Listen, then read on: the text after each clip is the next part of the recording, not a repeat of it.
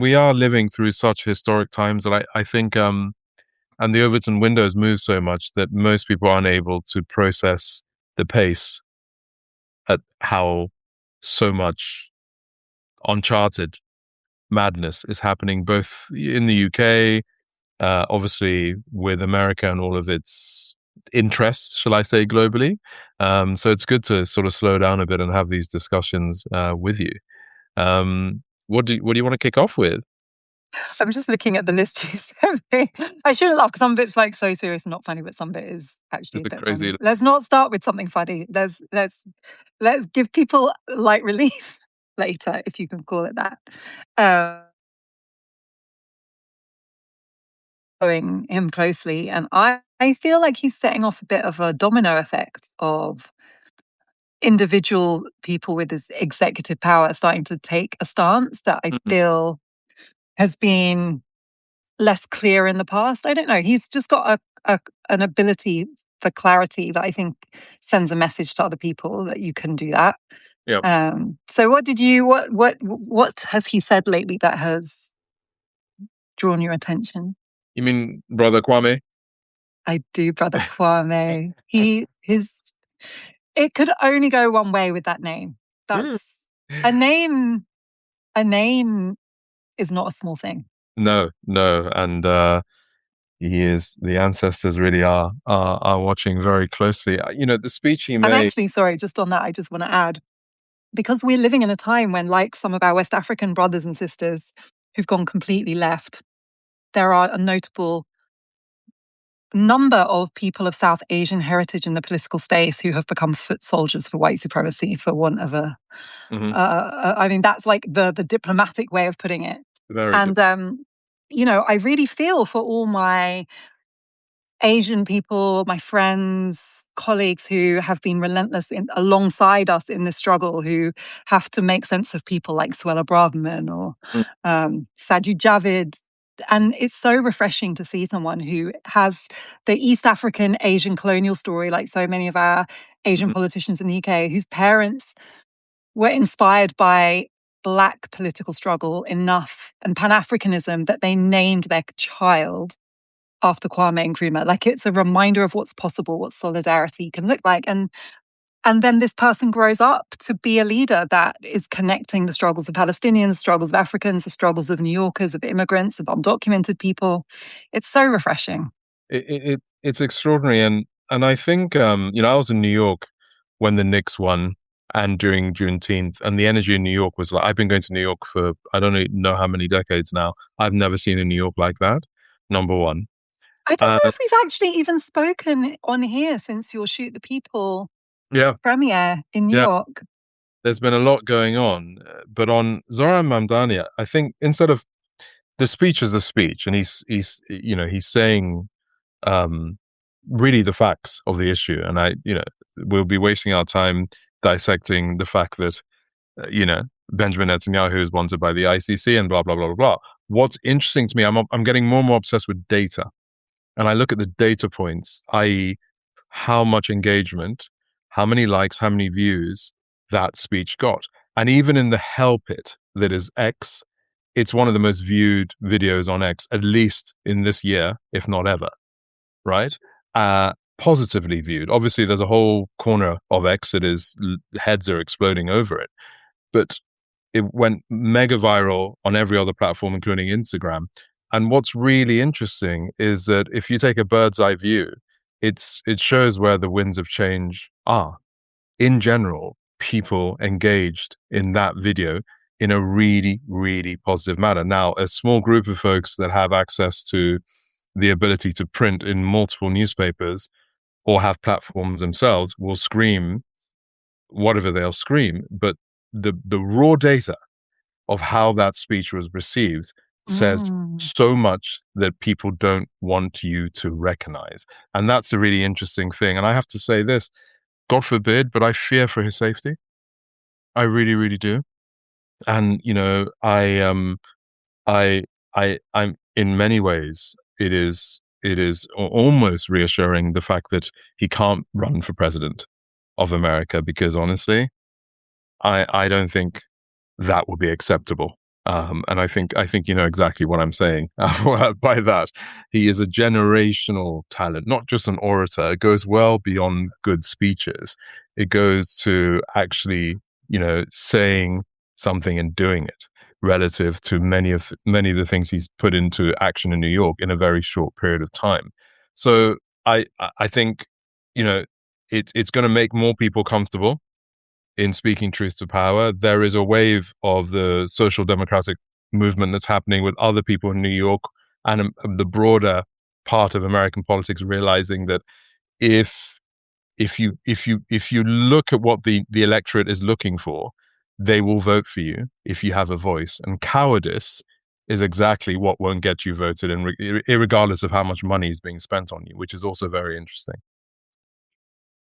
Did you see Sadiq Khan speaking to our friend Simeon Brown, brilliant Channel 4 Mm. journalist, saying that, and Mayor of London, saying that he would, I forget exactly what it was. I think he basically said that he would not welcome a wanted war criminal, someone for whom there's an indictment out by the ICC, would not be welcome in London, referring to, I think it was specifically Benjamin Netanyahu, but this is what Mamdani's been saying as well. And I've seen people try to draw Mamdani into the question of, well, would you be fine with Hamas? He's been very clear. I respect international law. Exactly. I respect the institution of the International Criminal Court. If somebody is wanted for war crimes, they should not be able to travel with impunity. Otherwise, it undermines the whole system of international criminal justice. And I saw Sadiq Khan also saying war criminals would not be welcome in Mhm. London. And I, I I don't think I've ever heard Sadiq say otherwise, but it was just interesting that I felt he is speaking with more clarity and directness about where he stands as the Mayor of London. It feels like there's a bit of a sea change in these leaders of cities that have an electorate that clearly does not want to support genocide and war criminals. They are starting to represent what we want as voters on the world stage, which actually sounds like a low bar. But given how corrupt our politics have been and how impossible it's been for people to be politically viable while speaking out against Israel, it does feel like a change. Absolutely. I saw that, and Sadiq made it pretty clear. And what's left, and we can talk about the ICC itself and whether that is even functioning at this point. But Sadiq is a very different person to Zoran, and London is very different to New York politically. But he still said it. And again, there has been a wave of people attacking him as if he said something extreme. It's crazy when he's saying, "Yes, I believe that international law should function," and that's all he said. You would think he made some outrageous statement that is unbefitting for someone who is in the political office that he is, but he did not. He stated fact. And in a post-truth world that I believe we are now in, it's important to see, and it's great to see our brown brothers doing the work as they should be. You know. It's just so it's so surreal because these institutions, if we'd have been having this conversation like 20 years ago, when I was a young barrister, for example, I would have critiqued the International Criminal Court, all of these international institutions, the UN included, UN bodies, for being colonial because they were set up by people like Winston Churchill, Mm. by Britain, America, and Europe. They were set up to maintain an international order that Europe and America designed. Yeah. And the critique was that actually they were modeled very much in a kind of Western image. They are the institutions we've got, right? And for most of my adult life, they solely persecuted Africans. Like they issued arrest warrants for Africans. They investigated Africans. They didn't investigate Tony Blair for the war in Iraq. You didn't expect Israel's prime minister or the leader of a Western country to be indicted. It's so interesting how now it's become seen as radical to say you support international institutions, that you respect international arrest warrants. This system was invented by countries like Britain. It is not radical to Hmm. say that you respect it. But now that it's actually being applied in the way it was designed, as in to promote universal ideas of justice that don't only seek to put black and brown leaders in the Yeah. Yeah. dock, but also people like Netanyahu. Now suddenly it's seen as a really subversive, radical position. It's really not. And the fact that we have leaders who don't think that the UN and the ICC and the ICJ should be respected is like a metaphor for how crazy this world is, because those leaders are part of the tradition that invented those institutions in the first place. Who said that quote that the ICC is only for uh, you know, African warlords and thugs? I can't remember who I said mean, it. but that's a rational position to take given its history. I think that Yeah, Western leaders got very comfortable with the idea they created this court to perpetuate the idea that Africans are uniquely criminal on the yeah. international stage. None And of they were comfortable while it was doing that. You didn't hear any of them criticize the ICC when it was putting Joseph Kony from Uganda in the dock or Charles them. Taylor from Liberia in the dock. And by the way, rightly, like those men deserve to be in the dock for war crimes, but they're not the only ones who've been committing war crimes, as we know. Yeah, So it's not a serious system of international justice if it's applied impartially. And that's why yeah. it's just very hard for me to wrap my head around why people think it's radical that it should be applied universally. That's literally how this system of law works. And instead of the outrage that so much of the forces state is having on this issue is amazing, because the UN published something about a month ago on children in Palestine, and it was really, really clear. I've read all of that document, and I'm recording video pieces. I've just recorded one which is about two brothers running out of their house, one of them with a white flag, and both of them being shot by snipers. This is from the UN. This isn't some dude on X. This is directly from the UN. So the war crime thing is not a debate anymore, for Pete's sake. And then going on to the spending bill, the $1.5 trillion spending bill, that's pseudo merging the Israeli military and the US military, is crazy, absolutely crazy, and it has been passed. And many people are waiting to see exactly what that means. But it does not look to me, I'm no Sherlock Holmes, but it does not look to me like the US as we see it today is in terms of Senate decisions and Trump's America running away from Israel, even though it's really clear that both for Republican and Democrat voters, Israel is trending into the negative in terms of points. So it's again, people aren't listening to the electorate, and it'll be interesting to see what that means in the midterms. This is where you start to get these disruptive political forces. This is one of the reasons the Greens are so popular in the UK, and it's really shocked the Conservative and Labour Party because they got very comfortable with the idea that they could afford to ignore the electorate because there were no alternatives, right? And Yeah. the only alternatives have been on the extreme far right. So now the fact that people who have progressive values feel they have alternatives that don't require them to prop up leaders that pay for genocide is going to be a disruptive force, and it honestly it's needed because we've had a democratic deficit.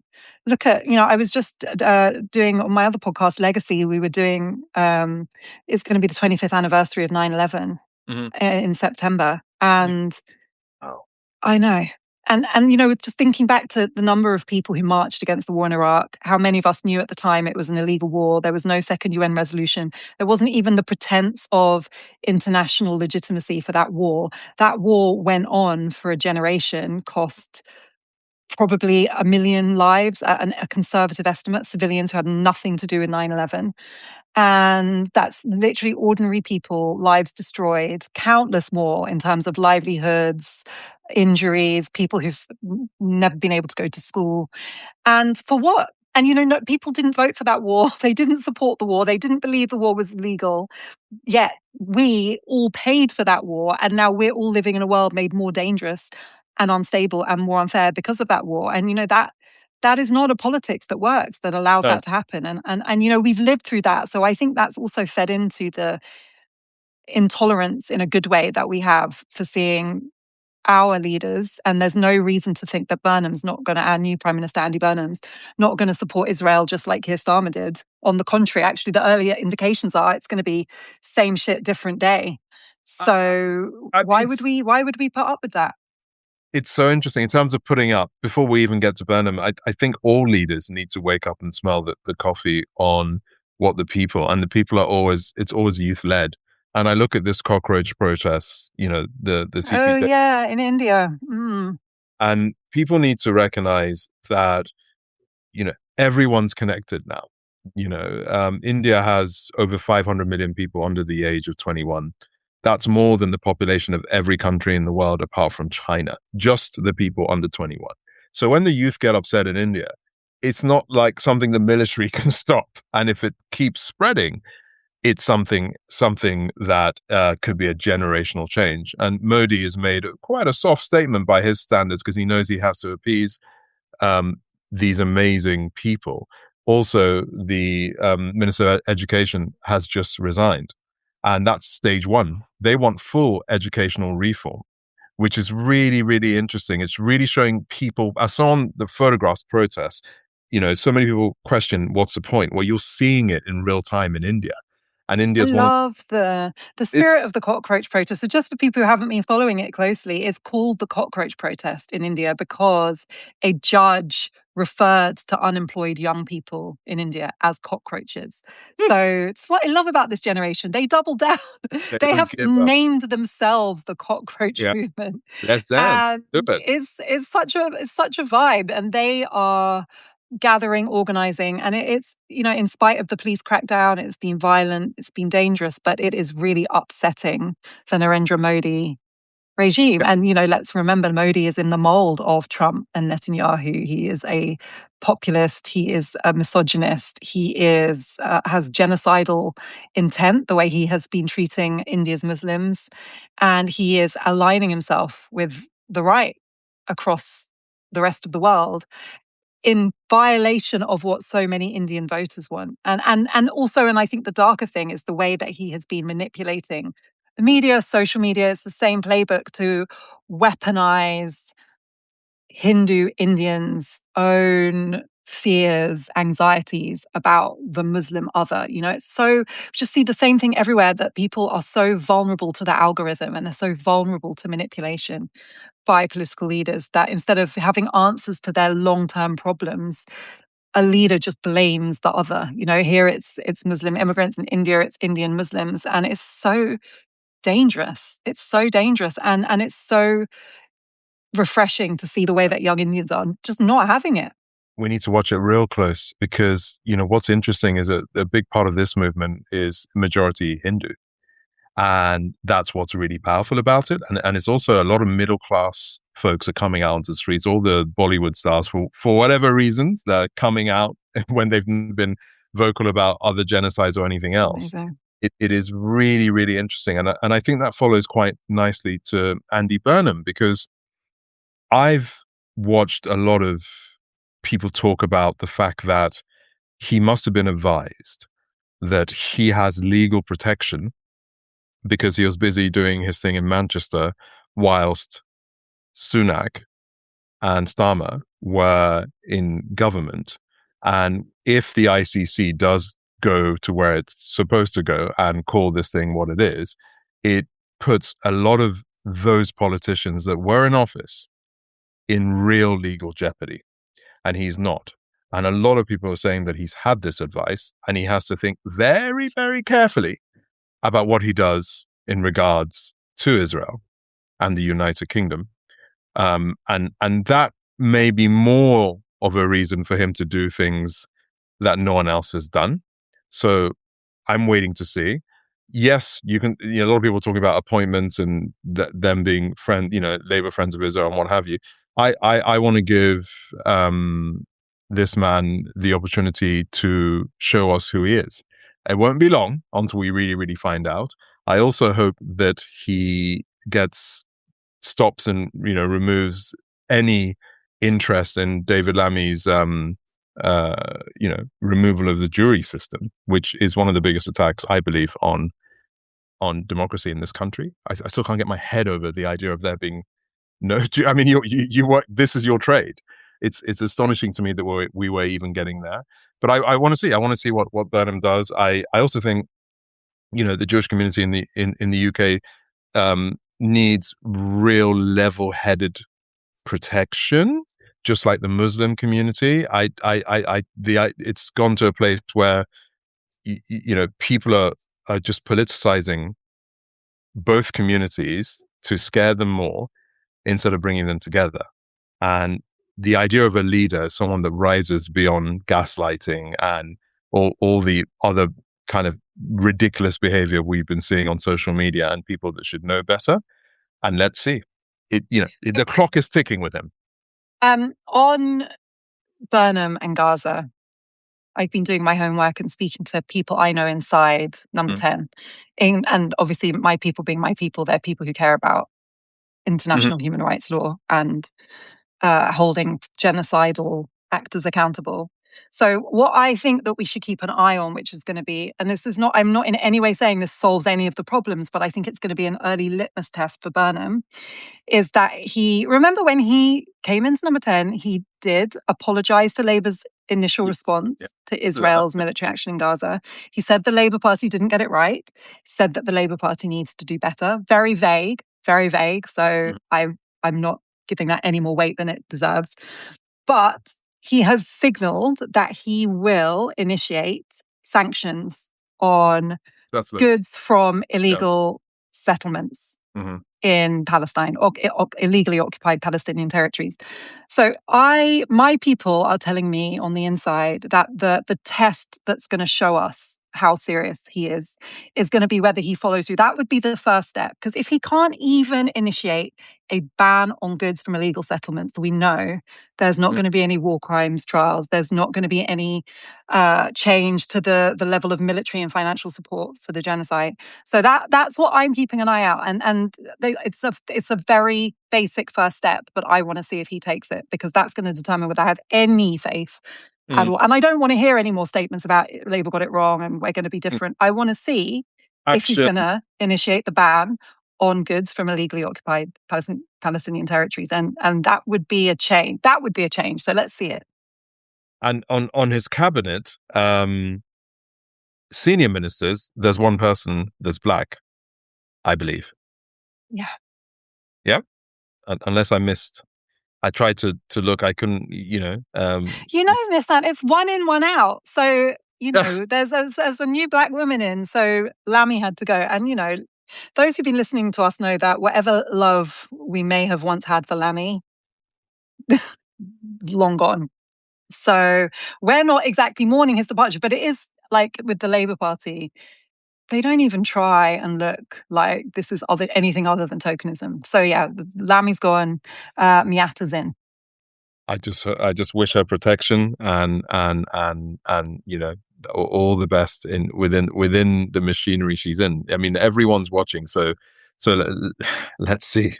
Let's Let's see. Like, not interested in words. Let's see what they do. But that's like the lowest bar. Let's Yeah. see if they make it. Yeah, gosh, and also the data point of how many traditional Labour voters, of course, have gone to the Greens is another major concern. And also, I mean, before we leave UK politics, I think we should also ask ourselves. You did a stunning video, my sister. You did a stunning video Oh, on the legacy of Starmer, and oh yeah. I even when they were in power, I used to ask myself, like, what legacy do they think they're going to have above and beyond just having any kind of moral. You're supposed to be from a higher office to us mere mortals, which is why you're supposed to lead a nuclear powered nation. But throwing that to the side and going just purely into ego and how you want to be remembered, what kind of legacy has his time in office been? Because objectively, can any sane person say that it's been? I mean, I'll leave you to speak because you knew the man and you've seen what he's done with this. It's I'm speechless. I mean, I think what I said was it's not a disappointment, it's a disgrace. And I really chose my words when I said that, because I don't think this is like for and against score sheet balance card. It so far exceeds like my worst expectations Mm. that I think it's like permanently damaged my confidence in people who actually had integrity. That's the thing that's really thrown me about Starmer, was that I actually knew him as a barrister, and he has done incredible work at the bar, representing exactly the kind of people that Britain has now been complicit in murdering in Gaza, or and wrong. How could you go or from? who've been targeted by the insane increase in attacks on mosques as a result of the complete double standards that has enabled anti-Muslim hate while being unequivocal about anti-Semitism. And I just don't understand how someone with a background in human rights law can justify that. It's so Wow. disturbing to me. And I'll add to that Richard Hermer, who's the Attorney General, again, a barrister that I respected and liked so much at the bar. And he even got a telling off from the Lady Chief Justice on his way out for his failure to protect the rule of law, to do justice to the legal process. I just don't understand what happens to these people when they get in political office. But it's just every cliche about power corrupting. And it's yeah. I mean, when we were at your premiere, Miss Anne, for Shoot the People, we were talking about this a lot, and like Mm, just thinking about the kind of people that we know who should be in political office mm, because of their track record, because they care about community, because they come from the grassroots level and have achieved extraordinary things because of their work ethic and their values. Those are people that you would like to see leading. mm. And none of them want to because they haven't seen it modeled that you can do that and retain those values. No, It's really serious. And then you have a ripple effect of like now another generation is looking at that and thinking, I don't want anything to do with that. I don't see anyone behaving in a way that I could live with if it was me. yeah, And you might think like I could do it differently, but where's the evidence? Where is the person yeah, who does it differently to yeah. remind Well, us it can be done? That's he's a why we love Mamdani, and he's a New that's why York. we're following him. Yeah, It's a, because just to know it's possible. I know that we don't live in New York, and his decisions don't affect us directly. And whether you do or don't like Sadiq, he has executive power over London, but he doesn't control foreign policy. no, no, no, He doesn't dictate the national rhetoric that is affecting so many Muslims. If he could, I suspect he would do it differently as a Muslim himself.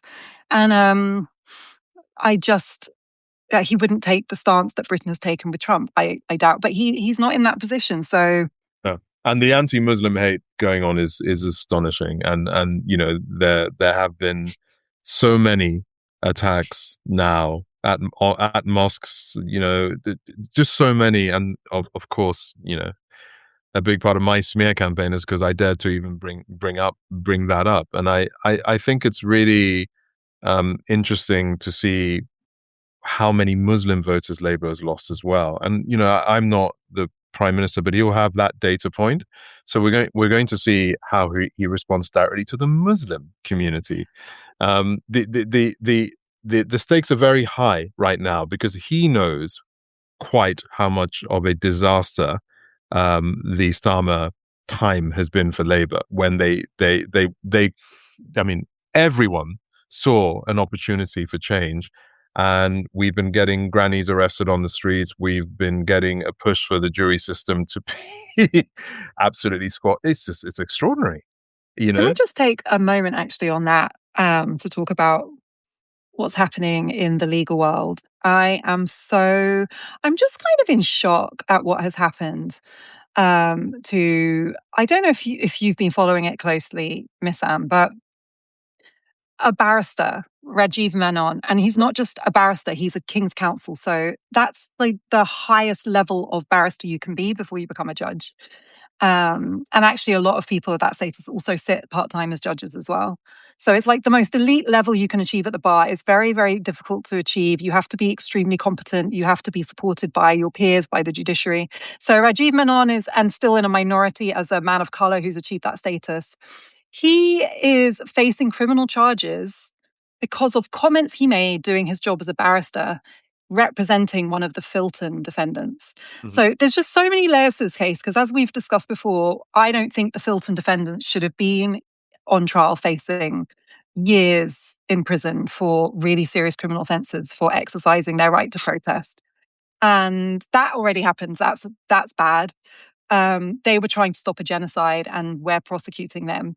This is the barrister whose job it is to defend them, because in our legal system, you have the right to a defense, you have the right to Mhm. presumption of innocence. The barrister representing you, regardless of your crime, in this case, it happens to be a crime that I don't think is actually really a crime at all. His job is to advocate for you, to persuade the jury that you deserve to be acquitted. That's literally what a defense barrister does. And in our system, it's adversarial. So the prosecutor goes to the max to try and make you sound as guilty as possible. The defense goes to the max to make you try and sound as innocent as possible. And the hope is that a jury, which is why we want to protect juries, a representative group of peers, of ordinary people from a cross section of life, they get to decide what they think the right outcome is. So Rajiv Menon is doing his job. As a result of what he said in his closing speech at the end of that trial, he's now been prosecuted himself. And it's just like one of those things that if you told me this was going to happen, I wouldn't have believed it, because I've never heard of anything like this before. It's the ordinary course of doing his duty, the remarks he made. And anyone who's ever been to court, or anyone who knows anything about the bar, and even if it's only from watching TV, you know why we have so many legal dramas? It's because courts are very theatrical. They're like perfect material for drama, for film, for TV, for theatre, because it's a performance. As a barrister, you're an orator. You are performing. You are an advocate. Your job is persuasion. You are using the powers of your rhetoric and charisma to try and win a jury over. That's what you do. The idea that you would be prosecuted for doing that because you leaned too far in defense of your client is so wild to me. And that's what's happened. And, this is not just me, like a human rights former barrister saying this. If you look at the people who are coming out and saying this is a complete violation of the independence of our legal system, from other famous KCs, members of the judiciary, really notable names in the legal world, are also in shock that this could happen. And it's part of a picture. It's part of a picture where we're also losing potentially the right to a trial by jury, where we're seeing our legal system drained of resources. It's on its knees. I personally think it's very cynical. Government after government is just sucking money out of it so that it becomes dysfunctional. And then they can say, oh, no, it's a shame. We just can't afford jury trials anymore. It's so cynical. And it's just one of those things that over the years, I've heard so many people say they're not really that bothered because it doesn't affect them. God forbid you ever need the system to be fair because you find yourself on the wrong side of it. You will see why this matters. It is the difference between an innocent person spending their life in prison or losing everything and that person getting a just outcome. And it's really serious. So if you haven't been following Rajiv Menon's case, check it out. There's a petition. It's been stayed, right? Finally, Yeah. it's currently being stayed. And I think and I hope it's going to go away. I don't know how it got this far. I do think that the public scrutiny, finally the press have started to pick it up in the last few days, is helping, because it's almost like in the darkness, the system has just been doing crazy things, knowing that no one was watching. Over what We just issue can't as let it well? happen. It's always linked This to was in a trial that was defending people who were protesting against Palestine. This is not like, it wasn't a random case. Kel Surprise. Kel Surprise. Let me get my dong out. There you go. Good boy. I before we leave this issue on what's happening to the legal system in the UK, I wanted to read something because it's so astonishing to me. And you'll probably remember this, but many people listening probably didn't know that he did this. The Fairford 5, 2003.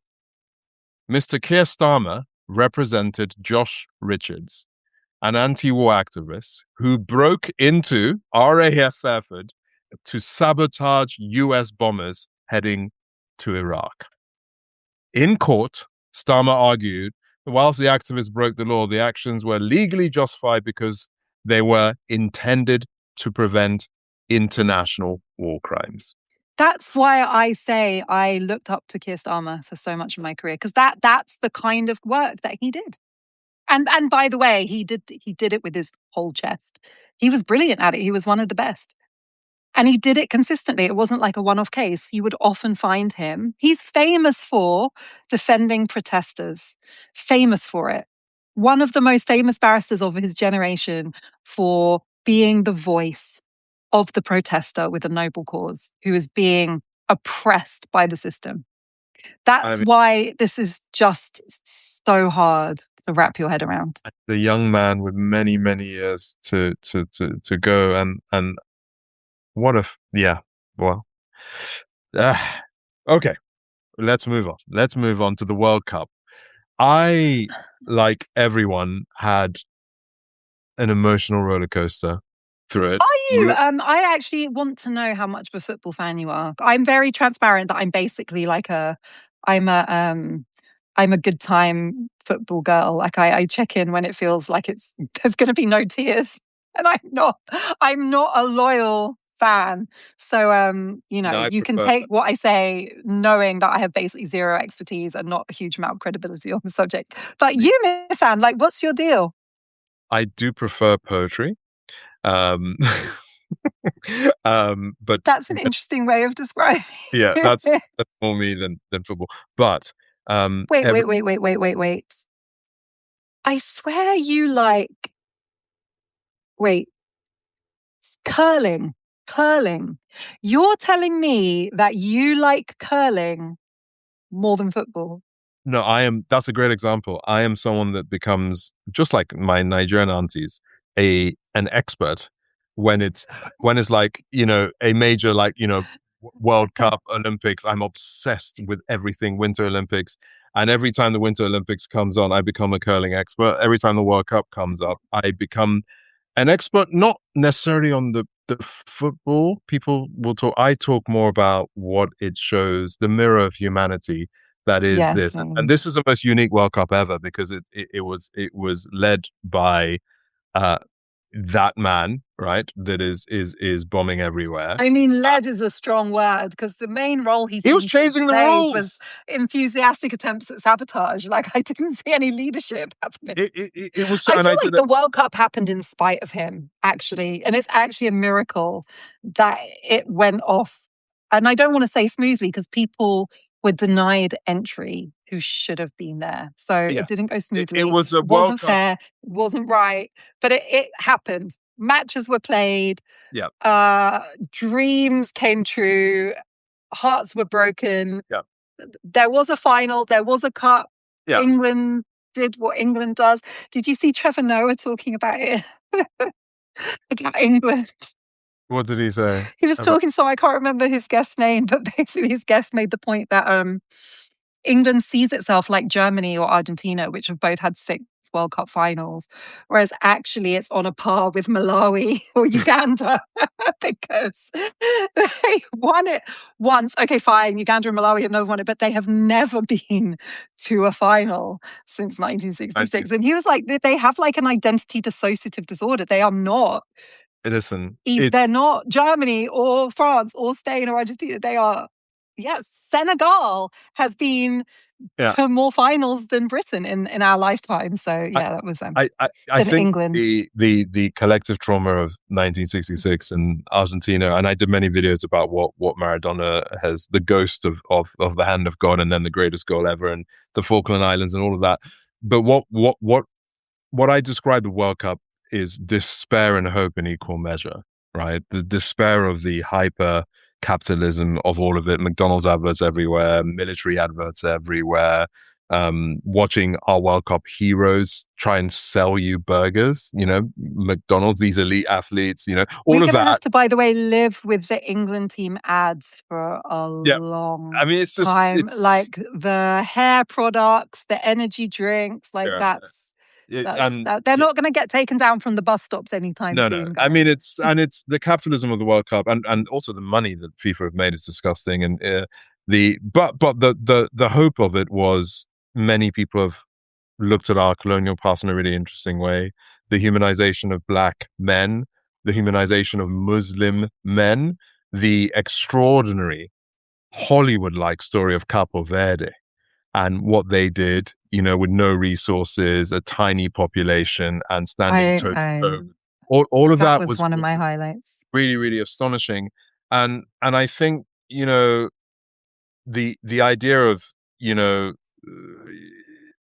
every black superstar being from the immigrant story that we've been told to hate, I think it's just really pertinent to the times that we're in. And yes, people may forget, but I think it has planted many, many powerful seeds where young kids, as young as my kids, who are like young, are asking questions about these people that look like their daddy.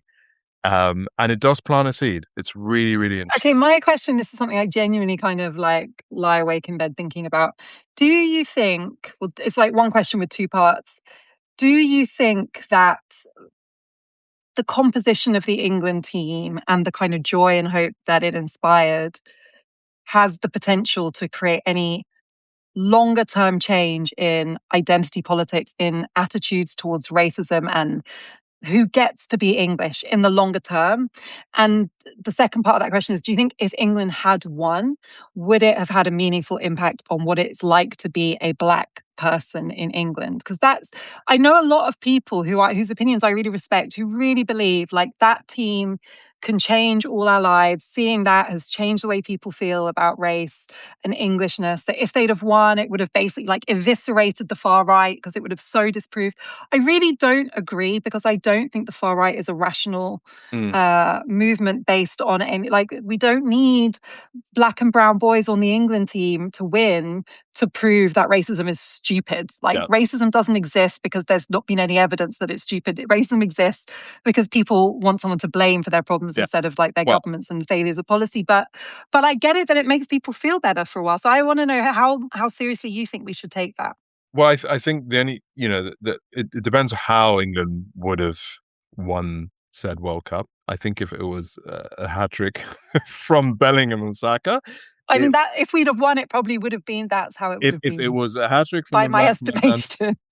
it would have been uncharted territory in terms of where we would be, because you have to remember that that monster under the bed of the collective memory of this nation is a real one. As long as I can remember 66, 66, 66, if England won the World Cup and it was black men that basically won it for England, hey, I'm not saying it's going to fix everyone's problems, but it would there would be the sort of conversations that would that that will be had that haven't been had at a scale that we've never seen before from a broad church of people who are usually apathetic. Now, there's a reason I made videos before the England Argentina match saying, if these boys lose, don't you dare go for these boys. They've done it, Yeah. right? So I made that video. Which is what happened in the Yep, Euros. yes. And I also made videos after the loss, and this is the thing that is important you and I bring up, about domestic abuse. Because again, I don't think football is worth a damn thing if men, after a loss, start putting their fists on their partners and their children, or their children witness it. It's absolutely crazy. There's something fundamentally wrong Do you with remember our. that awful reform woman who gave an interview earlier on in the World Cup saying England need to win because otherwise women are going to get beaten up? So come on, England. And it was just like, it was one of No, the I wildest never things heard I've that. ever seen on I'm live just uh, TV. But she was like, basically, if women get abused by male partners and intimate partner violence, it's the fault of the England team. someone needs to Believe visit her me. home and see Oh see my see God. see It what was, she's going through, because I that don't sounds even have like. long enough to analyze all the things that is wrong with that perspective. But anyway. I mean, people are always going to have crazy takes. Of course, it's not football isn't going to save us from fascists, but I think there are few world events, if any, like the World Cup. And it has. I've been amazed by the discourse that's happening about everything, from how Iran was treated, to immigration itself, to capitalism, to domestic abuse, which is really, really interesting. And I don't know whether we would have had those conversations at that scale, Mm. if the World Cup wasn't happening. So I think that's a good thing. And do Then you think those conversations, and obviously I don't disparage the conversation, otherwise I wouldn't be here with you on Saturday night, Miss Anne, having a conversation. But do you think those conversations move the needle? I think we have to recognize that if a lot of people are talking about things that are really important that weren't being spoken about, I think that is the beginning of something very important. And I rather those conversations are started than silence breathes. You know what? Silence is violence. If people aren't talking about children witnessing their mothers being pummeled by men, then it could continue happening within the apathy of the world that we're in. Is that going to fix it? No. What needs to, and I always say this, patriarchy needs to wake the fuck up, Have I because women are doing the heavy lifting with so much of these issues. This is domestic violence I'm talking about. And I remember getting attacked by men for even talking about it, saying, Misan, it's too soon. We just lost. Why are you talking about this? And I'm like, are you okay, bro? It's too soon. Have I ever told you my Minority Report story? When I was the Guardian legal correspondent, I got to know a chief constable of police. I'm not going to name his force because it will put him at risk of being cancelled for the rest of his career. He was a great guy. He basically noticed that in his constabulary, there was an insane spike in domestic violence abuses during matches where the two main teams in that area were playing. Mm. And so what he did, and he really cared about trying to reduce domestic violence, he basically started rounding up all the usual suspects, all the people who had priors for domestic violence, several hours before the match, putting them in like holding cells, no charge, just like detaining them in the police station, releasing them like late at night after the game had finished. They couldn't go to the pub and get drunk. Domestic violence in his area, like I can't remember if it halved or if it was like Wow. it was like decimated. Like the levels were completely transformed. But then word got out and he got in so much trouble because, I mean, yeah, that is completely illegal. Like you can't detain people without charge, without evidence based on prior convictions for domestic violence during sport. But it just made the point, like how it's a handful of people, or I mean, I'm not to minimize the number. It was actually a significant number of perpetrators who would just repeat behavior. They were abusing their female partners every single time their team lost a match, and sometimes when they won the match. And basically, he was successfully able to deal with it by just removing them from the situation. But we've all seen Minority Report. Like once you allow people to be Pre-crime. It's pre-crime. Like you could be about to commit a crime, and I'm going to stop you from doing it. But let me tell you, it worked. Interesting. I mean, Yeah, and I'm hearing data, seeing data that a lot of these far right boys have been picked up in recent protests, all had domestic abuse charges as well, which is really, really interesting. There's clearly a link there as well. I'm not saying everyone who's a far right thug hits their women, but the data is quite telling. On a much lighter note, and I can't believe I'm even Is going to. it lighter though? It's I think I know what you're going it's to quite say. painful, but Because it's actually one of the craziest things I've heard this week. And when you told me, uh, I had to verify because I was like, this can't be true. This can't be true. and How? I hear that there's actually two projects, but Netflix has two major upcoming releases tied to the name Raygun scheduled for 2026. Untold, Raygun, breaking badly. Oh, you can imagine how many meetings they had to Do you think you actually come need up to with that. remind people who Ray Gun is, or she's like she's burned into our memories to Yeah, the well, extent well, that no well, one. we'll, we'll know in a couple of who she is in a second. But I just like, as reported on The Hollywood Reporter, this documentary film is part of the critical acclaim Untold Story sports series. And it's released in September 2026. It covers the rise, fall, and reinvention of the polarizing Australian breakdancer Rachel Ray Gunn. It's, it's as, again,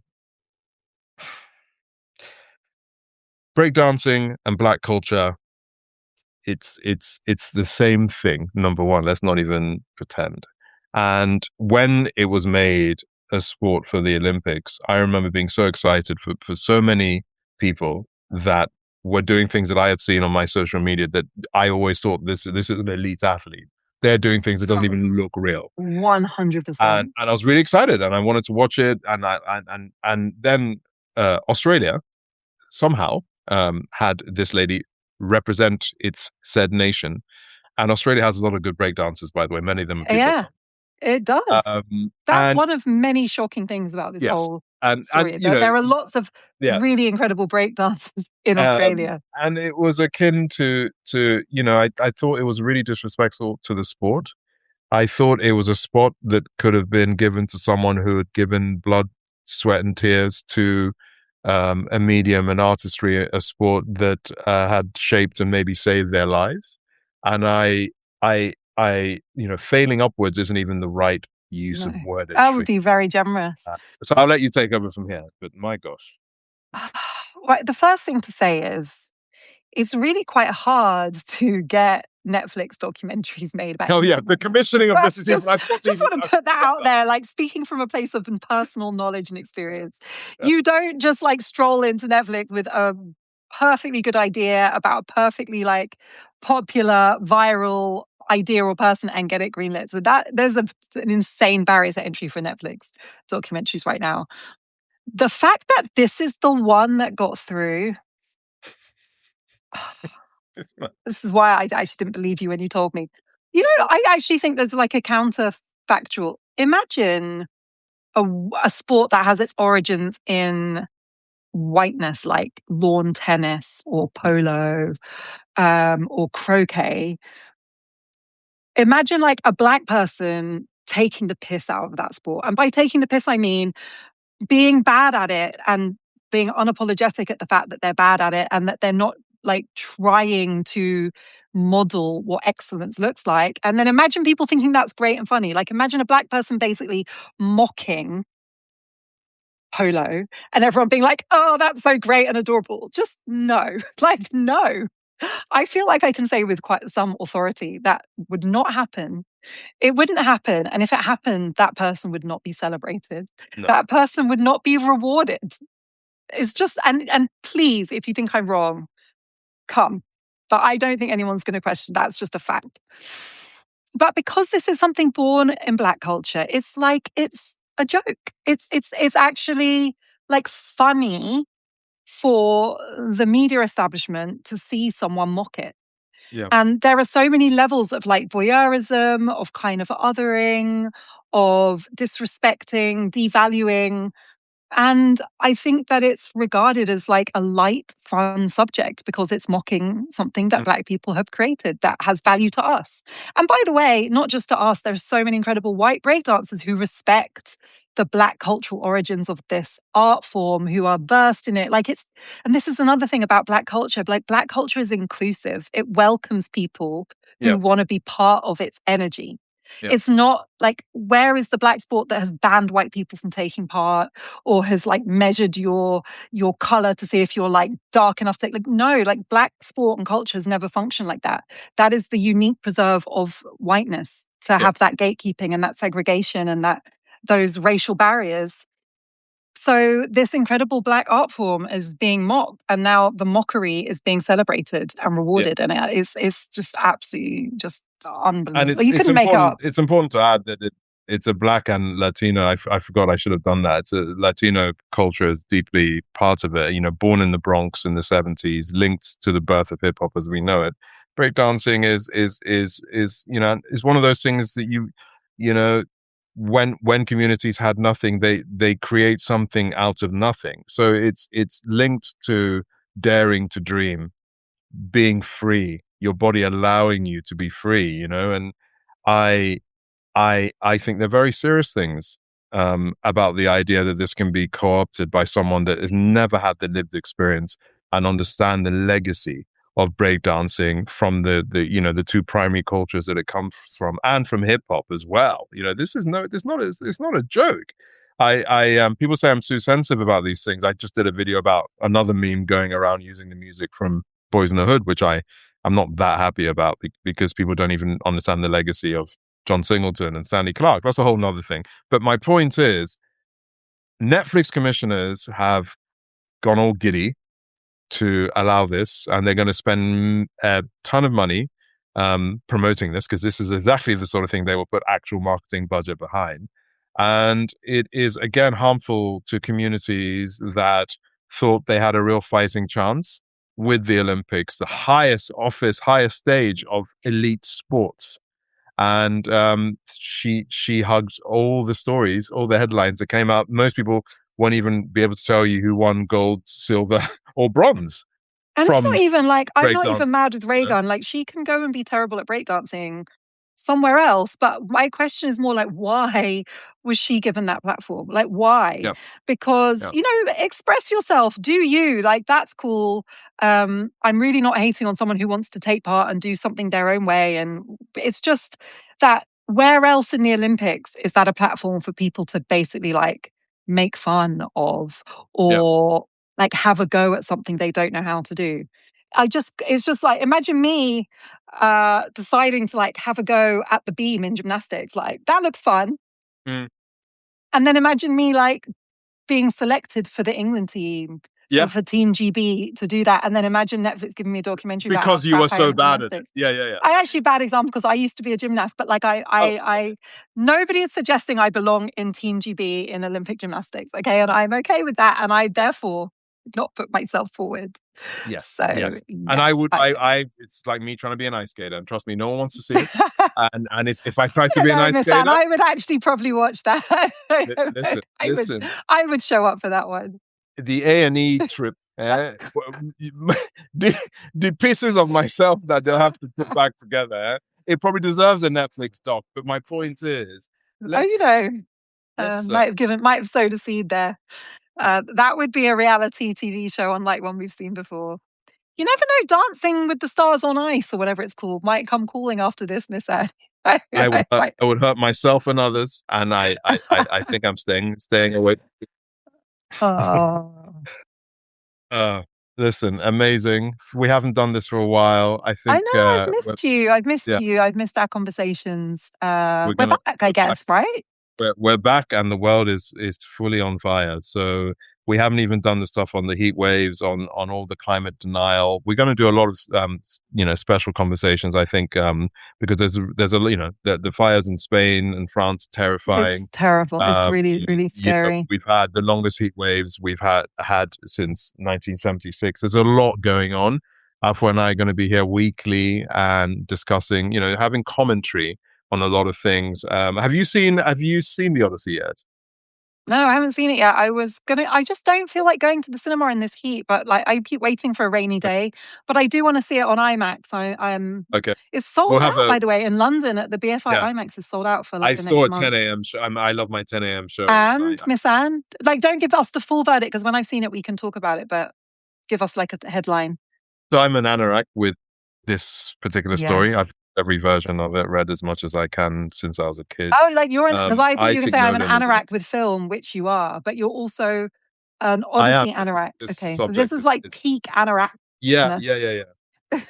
It is, Anorak and there's lots of convergence. interesting things about this that people don't know. That Nolan almost got to make Troy, which a lot of people don't realize. Like he was called in to do it, and Wolfgang Peterson was trying to make a superhero thing, and then that didn't work out. So this has been a big part of Nolan's sort of wish for a long time. Because Troy was not a success as I remember it.